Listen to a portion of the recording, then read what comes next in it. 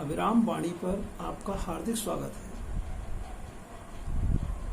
अभिराम साहित्यिकी के इस YouTube मंच पर मैं उमेश महादोशी आप सभी को सादर प्रणाम करता हूँ। आज रविवार है और मैं उपस्थित हूँ लेकर अनूठी लोककथाएं।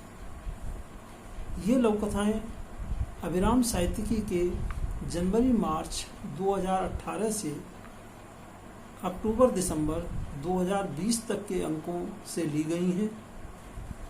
हमारा प्रयास है कि अनूठी लोककथा में अनुभूति की सघनता पाठकों को विशेष रूप से प्रभावित करने की क्षमता रखती हो या उसके कथ्य में जीवन मूल्यों में हो रहे परिवर्तनों की शाश्वतता को रेखांकित करने की क्षमता हो, या फिर उसका कथ्य अपने समय की जड़ता को चुनौती देने में सक्षम हो।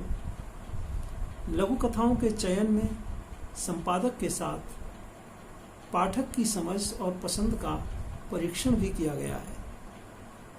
मित्रों, आप सब भी इस साहित्यिक यात्रा के सहयात्री हैं, इसलिए ये बहुत आवश्यक है कि हमारा प्रत्येक वीडियो आप तक पहुंचे।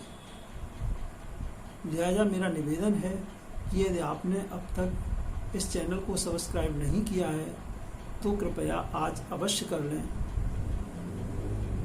साथ ही सब्सक्राइब के बराबर वाला बेल आइकन यानी घंटी वाला आइकन पर भी क्लिक करके चैनल नोटिफिकेशन को ऑन करना मत भूलिए। चैनल नोटिफिकेशन ऑन करने से हमारे अपलोडेड वीडियो की सूचना आप तक पहुंचती रहेगी। तो आज की प्रस्तुति में सुनिए युवा लघुकथाकार संध्या तिवारी की अनूठी लघुकथा लेकिन मैं शिव कहाँ। संध्या जी की यह लघुकथा अभिराम साहित्यिकी के जुलाई-सितंबर 2019 अंक में शामिल है। किस्मत के कछुए की पीठ पर रखा मन का मंदराचल विवाह के बासुकी से मथा जा रहा था। एक सिरे पर मैं थी अकेली, एक पर पति और सगी बहन, शेष सभी दर्शक देवता। मंथन 10 साल से चल रहा था। मंथन से और कुछ निकला हो या न निकला हो, समय समय पर कालकूट तो निकलता ही रहता था। आज चाची सास, ताई सास, सभी नंदें बैठक में जमा थी। सब मेहमान थे, मात्र मैं मेजबान। कालकूट मुट्ठी में भर भर किस्मत उस बैठक में छींटे उड़ा रही थी।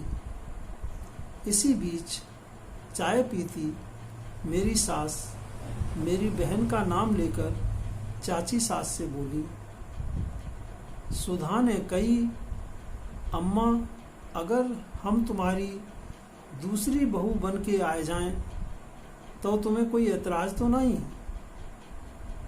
तो हमने तो कह दी, हमें का एतराज, हमें तो 2 रोटी चाहिए, चाहे तुम दो चाहे तुम्हारी बहनी।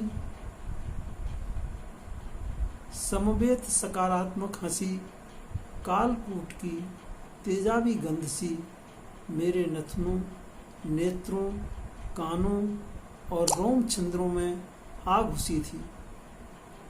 इस बार किस्मत ने कालकूट भरी अंजलि ही मेरे होठों से लगा दी थी, लेकिन मैं शिव कहाँ।